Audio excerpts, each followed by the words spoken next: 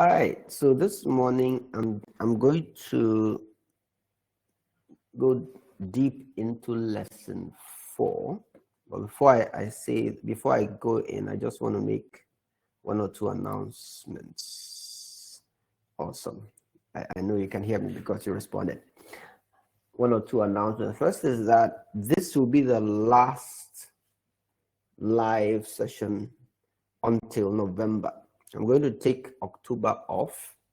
October is my birth month, and I'm going to take it off to do a little more digging, launch more lessons, and then allow everyone to consume what we have produced already. To allow everyone to consume what we have produced, which means the content on the platform, to catch up on what we have been releasing, right? And then in November, we'll come back, hopefully. Yeah. Thank you. Yeah, that's good, Nuruddin. 28th October. Yeah, maybe that's why we connect so well. I keep seeing it with friends who share the same birth month. So we're going to just take time to take time off, and then allow us to catch up, so to speak. But today I want to do a deep dive into one of the lessons, which is a practical lesson, more or less. A practical lesson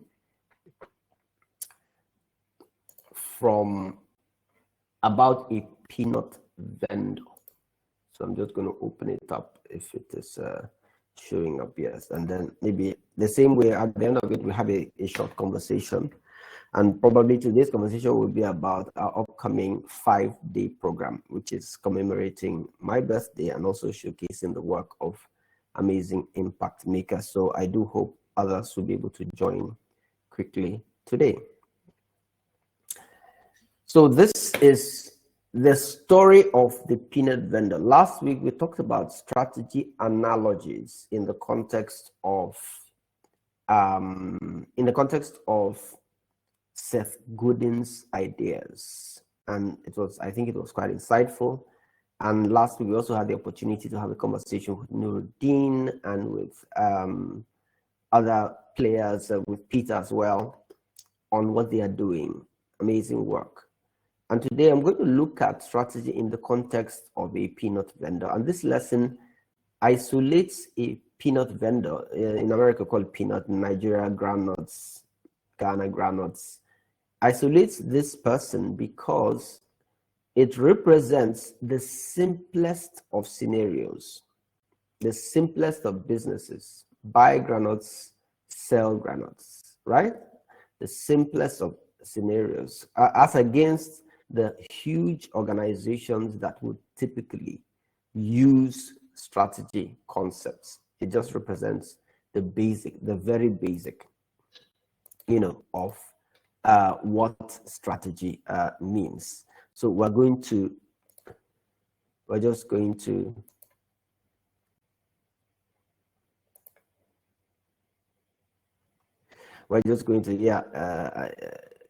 Esther just messaged me. She seemed to have missed the link. Now we're going to look at these simple scenario of a granule seller, right? And what it means for them, what choices they made. Now, a basic peanut vendor in a context, they have a simple goal. A granule seller is not complicated or sophisticated in their thinking around vision, mission. I mean, all that stuff is far over their heads, right? In a sense, right? There's no vision, mission, how to sell the smoothest granules. There's no fancy stuff there. The simple thing is, I want to make more money. I want to feed my family, right? I want to feed my family. I want to have an additional source of income. I just want to get by. That's why I said this is like the very basic. Yet, in order to accelerates it, it may still need a little bit of thinking. And inadvertently, as uneducated as they may look, right? They are forced by the circumstances, by their reality, to be very creative in their thinking. And there's a lot to learn from them. And as I said that, I also recall even the case of hawkers, street hawkers, who run after you, to sell something to you in the car. Hucksterism, resilience, consistency, who come out every day, who have multiple streams of income. Remember, a street hawker, when he comes out on the street to sell to you in traffic, when there's no more traffic, they have to do something else. And believe me, many of them do something else. So there's a diversification going on there, right? There's negotiation. They're telling you buy this, buy that. There is that forceful, aggressive marketing. So as basic as some of these things might be, there's strategic thinking going on there. And that's part of the aim of this lesson 4, to demonstrate to you that it's not as complicated as you think. We're just asking for a little more intentionality, because the person selling peanuts may afford to be unintentional, but you doing something bigger, you may want to be more intentional about your application of strategy tools and techniques. This peanut seller has a driver. They have maybe a family of 3 or 4, and they are saying every day I have to sell this amount of granules in order to break even. If I don't, I will not break even. For the granule seller, they are dealing in consumer goods, right? They are dealing in granules. There's nothing fancy. It's not packaging. It's not painted granules. It's not decorated with spots. It's not coated with sugar and so forth. It's simple buy and sell granules. If I don't sell granules to the people I'm targeting, somebody else will. That's the nature of consumer goods. They are basic. They are just there. There's hardly any differentiator, right? And for the consumer goods and for the granule seller, fast moving is a critical component of the scenario.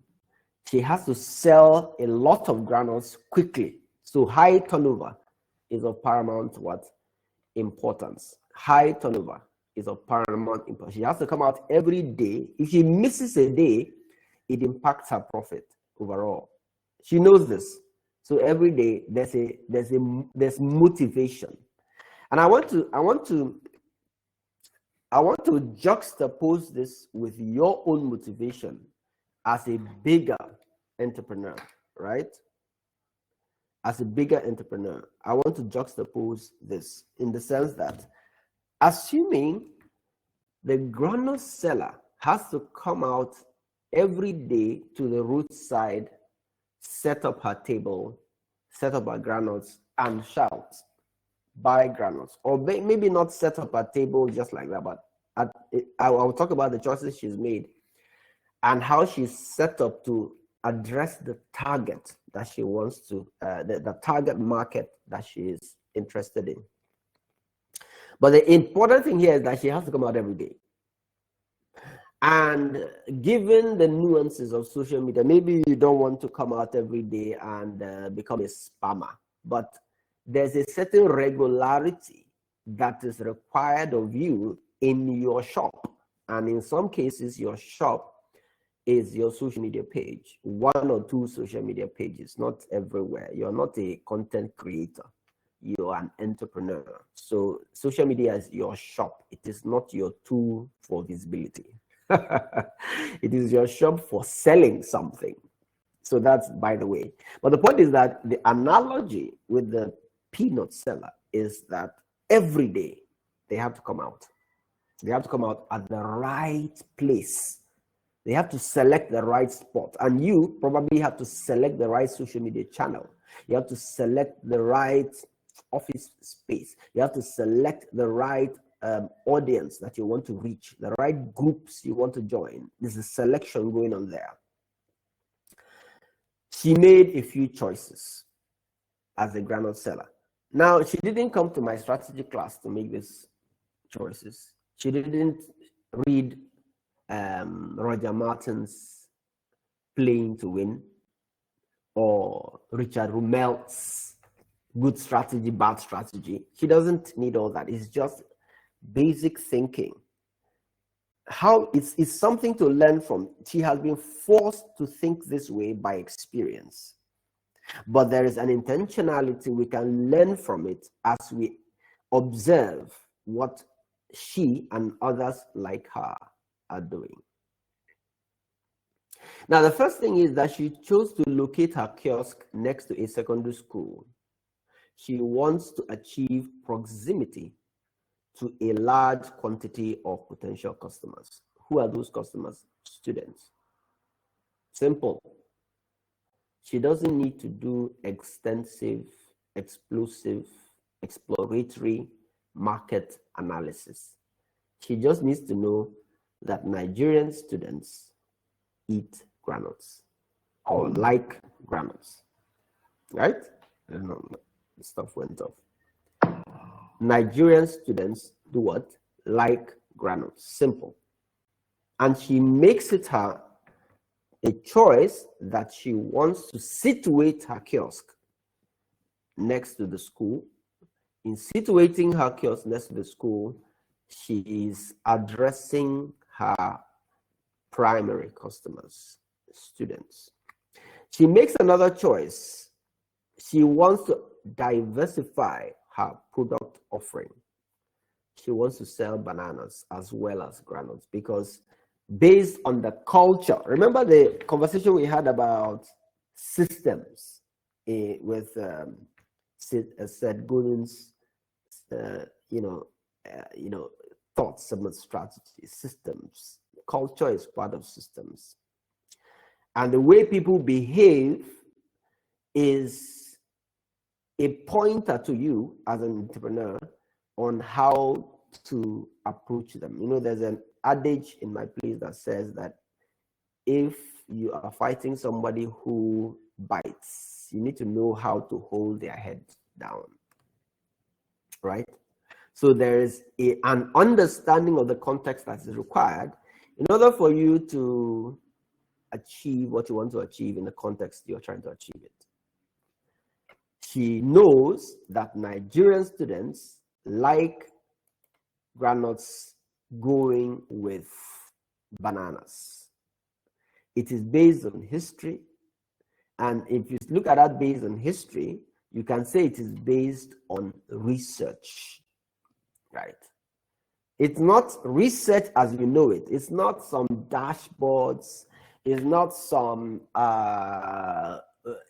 questionnaires.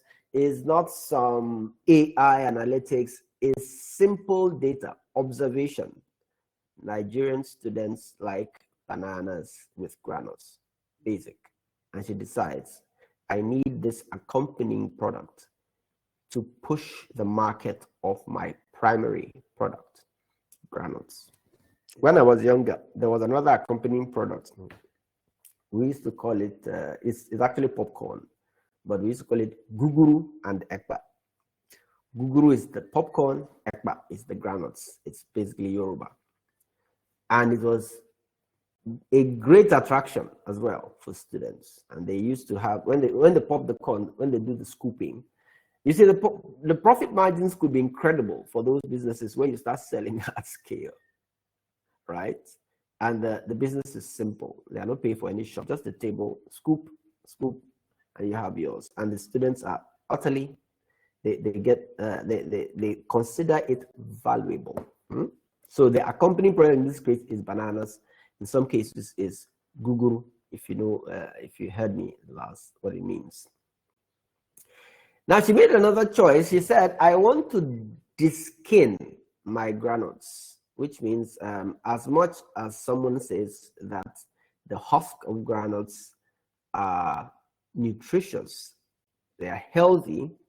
She also knows that from a perception perspective, the granules look more pleasant. So to the students that she's selling, value to them is how the granules look.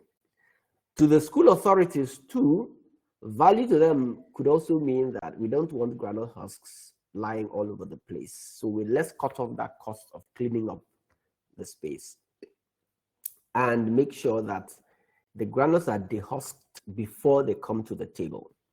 And she offers a product that looks very pleasant, attracts the target market, and she once again makes another related choice or integrative choice.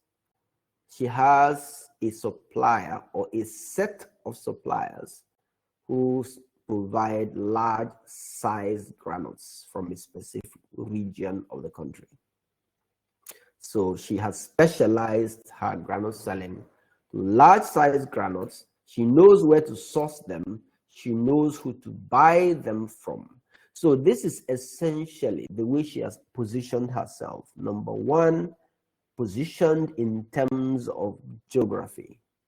For you on social media, that might mean what exact platform makes the most sense for you. She has positioned in terms of product offerings. She's not selling everything. Granules accompanied by bananas. She's positioned in terms of packaging. She skins her granules to distinguish herself in the market.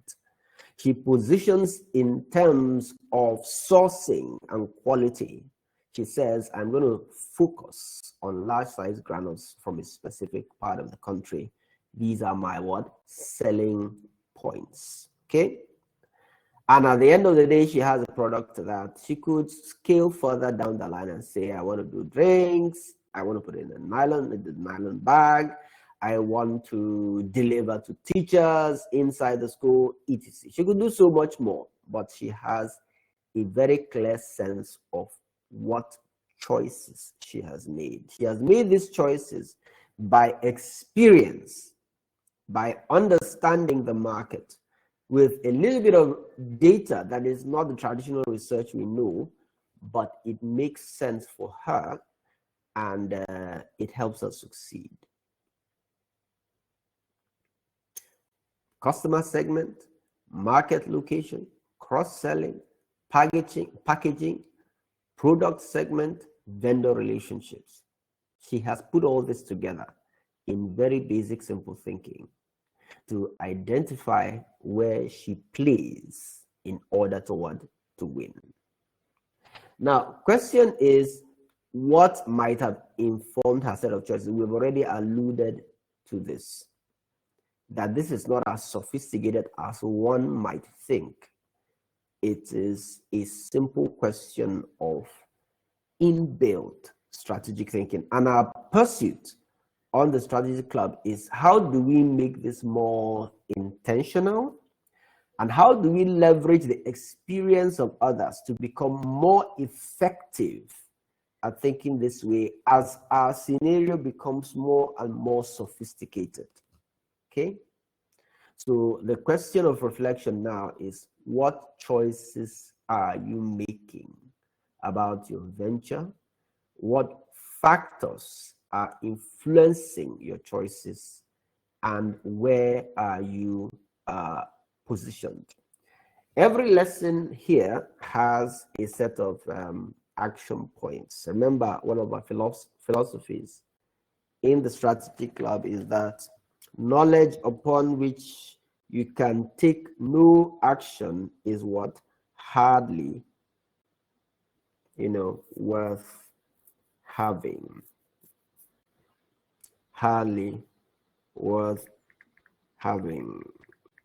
Hardly worth having. So reflect on the choices you outlined in the previous lesson. So the assumption is that we are going through lessons. Think about what are the key drivers or choices and why you think they are coherent. And then what is working? Because there's always a review. For example, if our granite seller tries bananas for some time and it's not working for the students she is selling to, maybe she will try guguru popcorn, right? And this working or not working is both in the context of business and career. It's a reflective period to say what is working, what is not working, how can I morph or pivot or make adjustments. And for in the world of strategy, remember the concept of games from Seth Godin. We are developing theories. We make some assumption based on historical data, culture, context. We make some assumptions based on logic. That, oh, people are likely to want to eat granules when they're leaving school. Now, when you test that theory in the market, you now decide whether it needs revision or not. Okay? You now decide whether it needs revision. So I'm going to call up Nudin to see whether he has a few thoughts to share in this context, and then we can wrap the day up. Okay, I'll be 46 on October 6th, and we decided to work with 5 of our friends in the development space. Nuruddin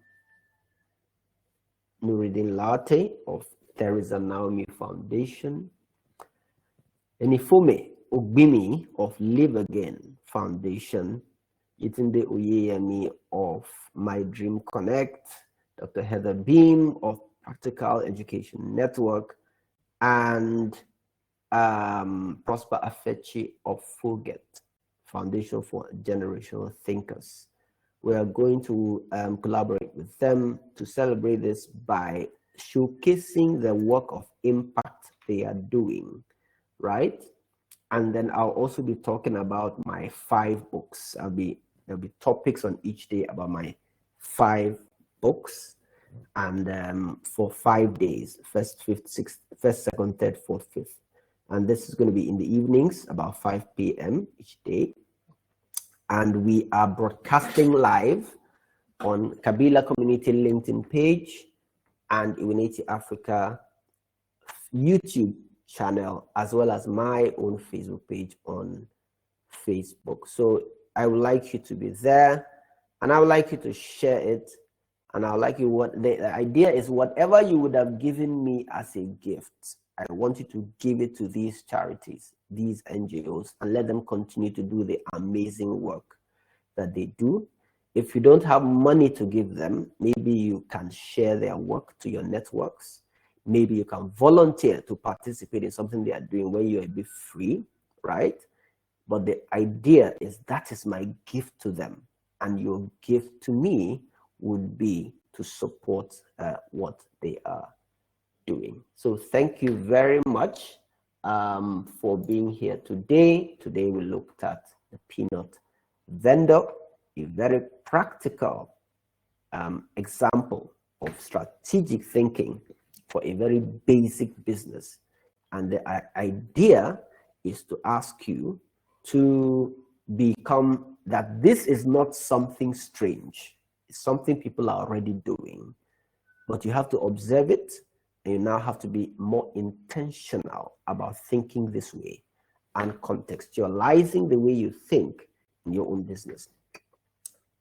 So the last announcement I'll give is that this is the last presentation we're going to have until November. So we're going to just take a break in October. We're going to take a break in October, and I want you to use that break to catch up. Go, if you've not been here before, if you're watching this recorded, go and look at the previous videos. Take the time. If you now have a free 1-hour slot Saturday morning, you can come back, go through the lessons with the insights we've been trying to give, and then we can come back in November and go from there. There's no point bombarding people with so much information, and it's like an overwhelm. We don't overwhelm anymore. We want you to be able to really take this, contextualize it in your business, and let's see the progress you can make, whether it's in your business or in your career. And we talked about that that there are certain action points. Reflect. What choices are we making? What is working? What is not working? What theory is materializing as reality, and which one do we need to adjust, and so forth. So thank you so much for being here today, and have a wonderful Saturday. Have a wonderful